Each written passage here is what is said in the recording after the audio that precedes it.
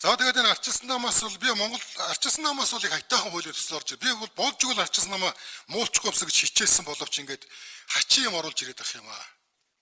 Тэгээ одоо 28 48 ч гэж яах шиг ухралтыг нөгөө бидний коммунист гэж байгаа цоллоод байгаа ардчилсан ардын нам нь харин дэвшил яриад байдаг. Ардын нам нь ардчилсан нам нь ухралт яриад байдаг. Тэгээ эн чинь одоо ямар учиртай юм болоод байгаа юм бэ? За ингээд энэ асуудлыг одоо нэг тийшээ гаргаач. Дээрээс нь гендер гэдэг түрүү ярьчлаа. Энэ бол ичиж өхмөр зүйл шүү дээ. 40 60 30 70 гэдэг. Одоо тэгээ 20 80 гэдэг. Тэгээ одоо бид нар энэ гендер ярих юм бол одоо эрэгтэйчүүдийнхээ гендерг яриа. Хүүхнүүд чинь бүгдөө төрийн байгууллагт 80% сууж байна. Харцуулсан бүгдөө тэр 5 толгойд ингээд нүүрсэнд хотголцсон хүн үү амтнууд мэддэхгүй юм болчихсон. Гадаадд ажиллаж байгаа 200 мянган хүмүүсэнд дийлэнхэд харцуул байж байгаа. Монгол ирч бол хар ажил хийх заяа төөрөхтэй юм уу? Хүүхнүүд л төрд байх ёстой юм уу? Энэ үнийгээ жоохон бодвол яасан юм бэ?